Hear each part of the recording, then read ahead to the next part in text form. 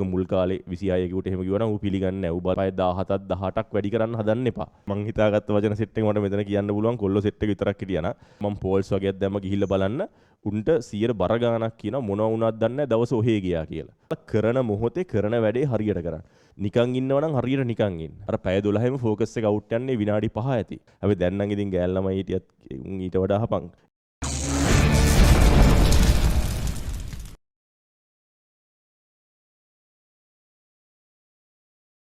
මෙන්න මේ සාධක දෙක හදාගන්න. එක තමා කරන වෙලාවේ කරන වැඩේට උපරිම ફોකස් එක දීලා ඒ කරන වැඩේ හරියට කරන්න. ඒකේ ක්වොන්ටිටි එක ප්‍රමාණය අඩු වුණාට කමක් නැහැ.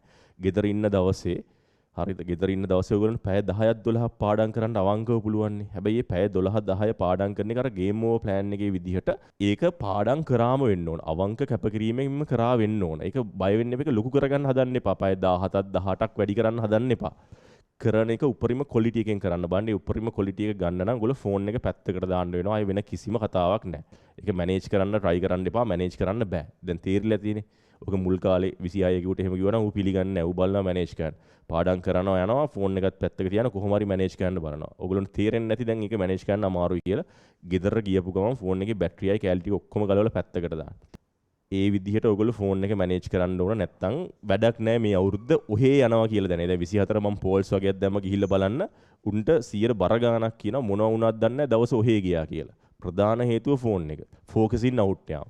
ඒ නිසා මොකද්ද කරන්න ඕන? ෆෝන් එකක් නැතුව ඉන්න බෑනේ. දැන් ඔයගොල්ලන්ට ටෙලිග්‍රෑම් මැසේජ් බාන්නේ ලයිව් ක්ලාසස් තියෙනවා ගොඩක් රයිට්. ඒතර ඔයගොල්ලෝ දන්නවනේ කලින් ලයිව් ක්ලාසස් තියෙන එක නේද? ඒ නිසා ඒක පැත්තකට දාලා කරන මොහොතේ කරන වැඩේ හරියට කරන්න. කරන වැඩේ හරියට කරන්න කියන්නේ ගෙදර අයත් එක්ක කයියක් ගහනවා නම් ඒ වැඩේ හරියට කරන්න. හරිද? ඒ කියන්නේ ගෙදර අයත් එක්ක කයියක් ගහන වෙලාවට ආයේ මේවා ගැන හිතන්න එපා. ඒ වැඩේ එතන හරියට කරන්න. නිකන් ඉන්නවා නම් හරියට නිකන් ඉන්න. කරන වැඩේ හරියට කරන්න. කරන වැඩේ හරියට කරන්න. ඔහේ ගත කරන්න එපා. ගෙදර ගියපු ගමන් ගොඩක් වෙලාවට ඔයගොල්ලෝ කරන්නේ ෆෝන් එකට අරගෙන කොහේ හරි පුටුවක හරි ඇදලා ඔහේ ඉන්න එකනේ කරන්නේ. ඒ ඔහේ ගත කරන කාලේ සීරෝ කරන්න. හරිද? ඔහේ ගත කරන කාලේ සීරෝ කරන්න හරිම බිසි චරිතයක් වෙන්න ඕන. හරිම බිසි පොරක් වෙන්න ඕන. පළවෙනි එක හරිම බිසි පොරක් වෙන්න ඕන. බිසි පොරක් වෙන්න වැඩවලින් බිසි පොරක් වෙන්න නිකන් ඉන්න එපා. පාඩම් කරලා මහන්සි නම් අම්මට ගිහලා පොල් ටිකක් හරි ගහලා දෙන්න. අවුලක් නැහැ. මොකක් හරි වැඩක නිරත වෙන්න. මොකක් හරි වැඩක නිරත වෙන්න.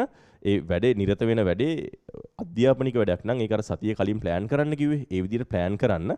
ඒ හරියට නිකන් ඉන්න වෙලාවෙත් මොකක් හරි වැඩක නිරත වෙන්න. ඔහේ ෆෝන් එක ඔබ දැන් ෆෝන් එක ඔබ ස්ක්‍රෝල් කරන කියන්නේ මොන හරි WhatsApp ස්ටේටස් හරි බලනවා කියන එක කලින් ප්ලෑන් කරපු වැඩක් නෙවෙයිනේ. එහෙම ඒවා කරන්න එපා. මතක තියාගන්න විනාඩි 5ක් වෙන්න පුළුවන් ඔයගොල්ලෝ ෆෝන් එක ගෙදර ඉන්න දවසේ පාවිච්චි කරේ.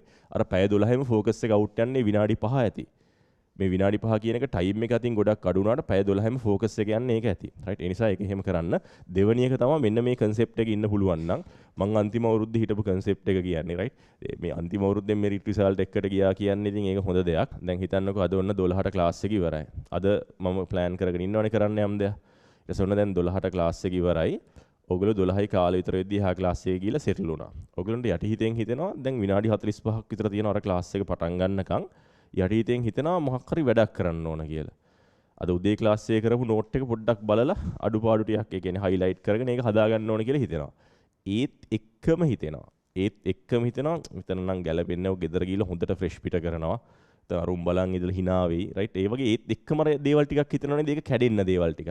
ඒ ටික හිතෙන්න දෙන්න එපා. හරිද? ඒ ටික හිතෙන්න දෙන්න එපා. හිතුනොත් ඒ ඔස්සේ තමයි යන්නේ. හිතෙන්න දෙන්න එපා කියන්නේ ඔයාට හිතෙනවනේ ඊළඟ විනාඩි 45 මේක කරන්න ඕන කියලා. එතනින් එහාට දේවල් හිතනවා. එතනින් එහාට දේවල් හිතනකොට ඕන කියලා වචන සෙට් එකක් මම හිතාගත්ත වචන සෙට් එක මට මෙතන කියන්න පුළුවන් කොල්ලෝ සෙට් එක විතරක් හිටියා නා. හැබැයි දැන් නම් ඉතින් ගෑල් ළමයි හිටියත් උන් ඊට වඩා හපන්. ඒත් එක අරු මන් දිහා අනේ ඕන මගුලක් කිලිතුව ගත්තා වැඩේ කරා. පැල්ලේ මම කියන එක. හරි.